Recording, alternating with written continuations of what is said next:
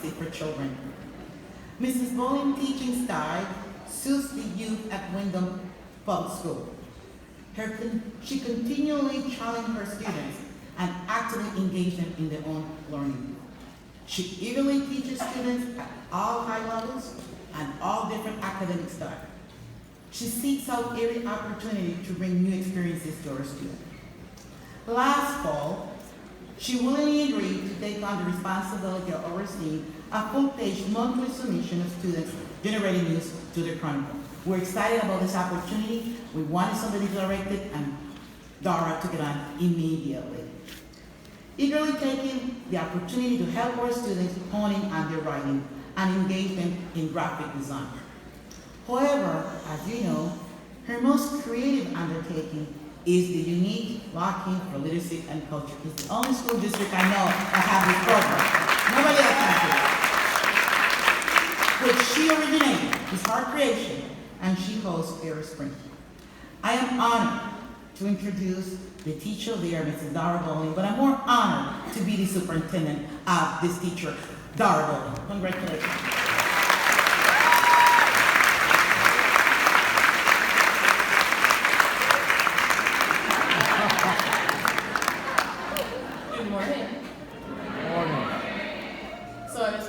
My speech at 2 o'clock in the morning in the bathroom, working on the timing. And my daughter Rebecca knocked on the door and said, "Mom, stop, that's weird." Good morning, Wyndham. Good morning. People say you should do something every day that scares you. So my two biggest fears are public speaking and doing pretty much anything after Joanne Haddad did it first.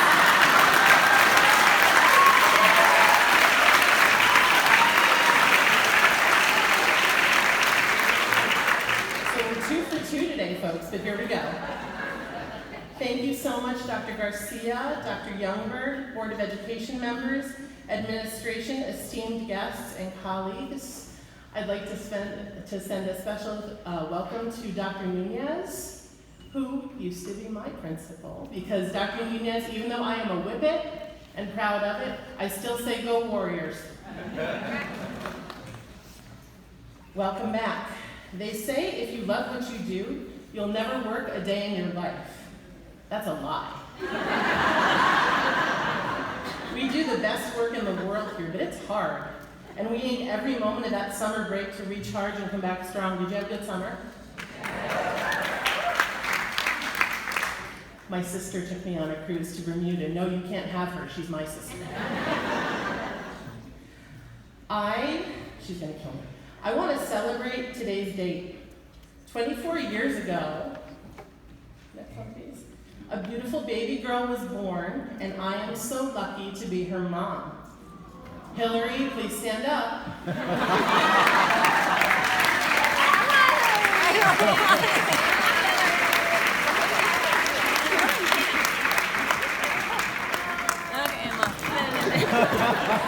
Everyone, on the count of three, please join me in saying happy birthday, Hillary. 1, 2, 3. Happy birthday, Hillary. Oh, I am going to pay for that later. All right, next slide, please. I'd love to introduce my family and ask them to stand up too. See, Hill, you wouldn't have been the only one to do it. Jeff, my husband of 30 years.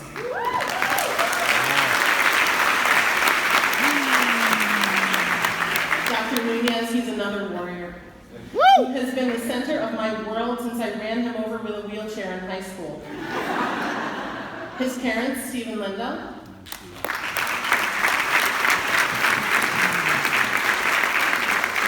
My sisters, Miriam and Lillian, and my nephew, Morgan.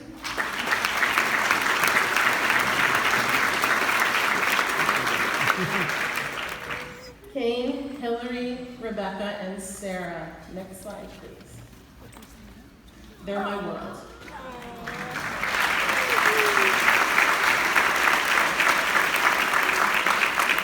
Some of you may have even taught them. Hands up for a bowling kid? Yeah, there you go. Okay. Kane and Becca can't be here today, unfortunately, and neither can my grandson, Lucas. Next slide, please. Right ToY. One more aw. He's 2 and he's in charge of our house.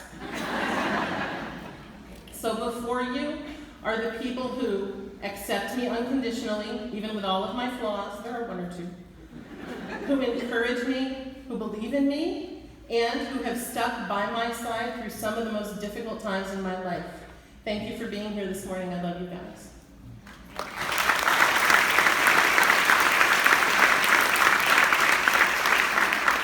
So to them I ask, please look around the room, because everyone else in this room is my family too. It's like Olive Garden, when you're here, you're family. Surrounding you guys are the people who accept me unconditionally, even with all of my flaws. All right, maybe there are 3 of them.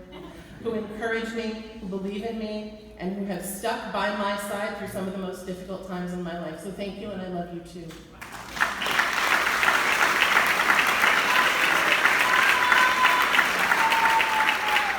It is a distinct privilege to stand here this morning and speak to every Windham educator.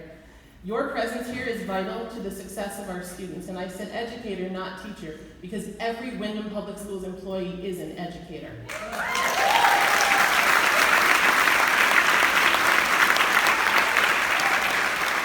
We all invest our brains, our muscles, and our hearts in our students because we know the struggle is real, and because we know the struggle is worth it. I am both humbled and grateful to be Windham's Teacher of the Year. It's an honor, honestly, that I never expected. Dr. Garcia came into my room and I was like, what? It means so much because the nominations came from my colleagues and from my kids. Those kids make me want to be better every day. They make me want to be here even though we start school before Labor Day. They make me excited to be a teacher in this district. They remind me every day that a better world is possible, and they're going to lead us there. It will be their job to clean up this messy world. Their generation, I believe, will be the one that saves us. In trying times such as these, we need them more than ever. I want to give you just a tiny bit of history. I was 15, a student at a suburban, mostly white, middle-class high school. The accepted norm was that students hung out with their own types. But if my own type was there, I was unable to find the other Hawaiian, Chinese, Lithuanian, Ukrainian, Scottish, Jewish students in the building.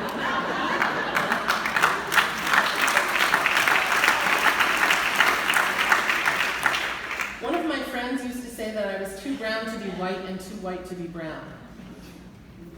I was that weird kid who worked in the writing center, sang in the choir, and wrote stories during math class. I'm sorry, Mr. Mosher. I was anxious to the point of paralysis when called upon in school. I read novels during biology class. Sorry, Miss Toronto. I was smart, but I was so bored. And in my school, that meant I was lazy. I didn't feel like I belonged anywhere, so I skipped school and stayed home and watched TV. My teachers didn't really know what to do with me, and they didn't do much to find out. I was supposed to come to the school, not the other way around. The school was not going to come to me. With one shining exception, Carol Denitis, my English teacher. She saw me for who I was and called me out on every single bad decision I made, and there were a lot of them. And I really had to wonder, like, don't you have anything else to do with your life? She pushed me to stop skipping, and when I didn't listen, she pushed harder. When I didn't write enough, she made me write more. And when I wrote more, she made me revise. She was relentless. She would ask, did you actually read it, or did you just touch the words with your eyes? Like, what does that even mean? She was rarely happy, and I rarely satisfied her, until I did. I remember challenging her one day. Who even cares about the gender pedagogy in Antigone? So you know that old line, slowly I turned, step by step. She did that. She turned very slowly and said to me, you think I'm teaching you about a book? I'm not teaching you about a book. I'm teaching you about life, and you better pay attention or it'll run right over you. At that moment, the world started to open up in new ways. She was exactly the teacher I needed because she saw me. She challenged me. She wasn't always nice about it, but she made me do better because she knew I could. And she's the reason I'm here in many, many ways. She saved me. Please raise your hand if you had your own peritonitis, who's the reason you're sitting here today. Yeah. So when I count to 3, please say that person's name out loud. 1, 2, 3. Listen to the names of all the people who changed the lives of just the people in this room. That's just a tiny amount of the impact that we have. I know I would have been a very different student had I attended this school. My teachers would have seen me, they would have reached me. They wouldn't have stopped until they did, because that's what we do here. And I know that Carol Janitis would have made an amazing Wyndham teacher, because she was like so many of you. Which brings me to my next point. There's nothing I hate more than talking about myself, so I'm gonna stop. I'm done talking about me, I wanna talk about you. I wanna honor you, because I think that education is a profession in which people sometimes feel invisible. You know, you're writing your lessons, you're teaching your students, you're grading your papers, you're scraping gum off of things, and you look up at 5 p.m. and realize all you've eaten today was that like stale, fun-sized bag of M&Ms at 10 a.m. You're thinking about this kid's absenteeism and that kid's IEP accommodations and this third kid's behavior in class today, and you're wondering if you're really making a difference at all. Sometimes you feel like no one sees you. Hello? But you're not invisible, not to each other, not to me, and certainly not to those students sitting in our classrooms and walking our halls and looking shocked when they see us buying toilet paper at the supermarket. Right? They're like, ah, my eyes. When I look at all of you, here's what I see. Educators in this district astound me because you are sorcerers. You transport our students to other places and times so that they can see through eyes other than their own. You inspire them to take a stand on important issues, and so they create arguments filled with passion and purpose. You empower them to take one hypothesis and turn it into a full-scale research project or an invention. You attend student sporting events, their concerts, and they know you're there for them. You teach them to look at numbers and see patterns, to share, to sing, to paint, to take turns, to care for others, to respect themselves. I see you working 1, 2, even 3 part-time jobs to fund additional resources and supplies that your students need. I see you at grocery stores, grabbing boxes of granola bars, notebooks, folders, and you tell students that if they need school supplies, they should see you privately after class. You write encouraging feedback on their papers and call home because they stood up for a peer in their class. I see you. You take cell phones in class because they're distracting, and students need both eyes focused on this future that they're building. You issue consequences because you'd rather students learn the results of speaking without thinking in your classroom than out on the street. You guide students to apologize when they're wrong because this is a hard, cold world that needs people who can ask for and offer forgiveness. You come in before the building opens. You stay until the custodians kick you out at night. Famous Howie line, "Miss, you don't have to go home, but you can't stay here." You seek out your colleagues and punch the air and celebrate when that light bulb goes on for a student. I know you know the one I mean. You put your head down on your desk and you cry after a bad day, but you're back the next morning to try it again. Why? Because you believe that every student has the right to an education that challenges and prepares them for this world. You teach because your grandparents and your parents were teachers, or because you're the first person in your family to graduate college, or because you had a Carol Janitis who changed your world. You teach because it is the very best investment that you can make. You do what you do because something in you says that making this difference is as necessary to you as breathing. You do what you do because our students are worth it. We know students who began their freshman year skipping classes, wandering the halls. 4 years later, those same students proudly crossed the stage with diplomas in their hands, and you were the guides on their journeys. We know students who have overcome impossible odds, things that would have made an adult give up: parenthood, homelessness, poverty. We've known students who lost a parent, attended the funeral, and came to school the next day. We know students who were too poor to buy winter coats, but walked to school in sub-zero temperatures in khakis and a polo because they had dreams to build, and nothing was going to stop them. And you helped every one of them realize the struggle was worthwhile. We know students who didn't know they wanted an education until they figured out the one thing in their lives they wanted to do, who found their purpose. And yours was one of the voices in their heads steering them to that epiphany. We've had students who swore they were too stupid to get through high school send us pictures from their college graduations. They faltered. Sometimes they fell. But ultimately, they soared, and you helped to give them their wings. You'll insist the credit for this belongs to the students, and I agree. But you can't discount your importance. You are all at once a cheerleader and a coach, a guiding friend and an authority. You may possess volumes of knowledge, but you still push students to create their own learning and find their own answers. You cheer our students' progress while still prodding them to do more, learn more, become more. And it isn't just what you do for the students, it's what you do for each other. It's encouraging words when someone's struggling. It's lasagna and hugs for a colleague who's lost a family member.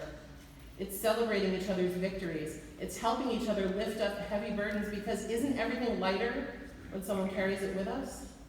It's La Familia at its best, tearing up and breathing a collective sigh of relief when Melanie Godbout gets the kidney we've all been praying for.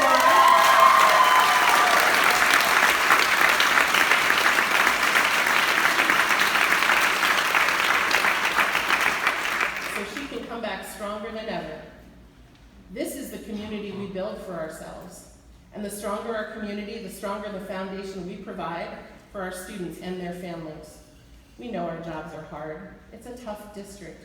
Community perception, lack of funding, and poverty all stand in our way. We know the deal, and we know the data. We know the challenges that our students carry to school in their backpacks with them. And we sit right beside them and help unpack those bags. This is a privilege.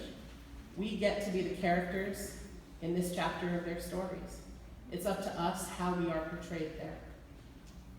We are a team with the sweetness of a WECC kitten, the determination of a C.H. Barrows bulldog, the adaptability of Natog's Bridget the Frog, the brightness of a Sweeney Star, the resourcefulness of a North Windham Bobcat, the friendliness of Windham Center's Filbert the Frog, the fierceness of a Windham Middle School Wildcat, and the swiftness of a Windham High School Whippet.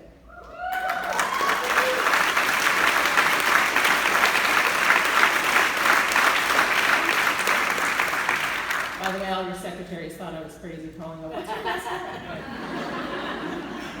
Windham, you are fierce and loving. You are determined. You are strong. You are intelligent and resilient. You make a difference. You inspire me every single day. And you inspire our students to become the very best versions of themselves. I am so proud and honored to be counted among you, and I am proud to stand beside you. It's a privilege. So come on, Wyndham, we got this. Because, say it with me, we are Wyndham. Let's do it one more time with feeling. We are Wyndham. Thank you, and Happy New Year.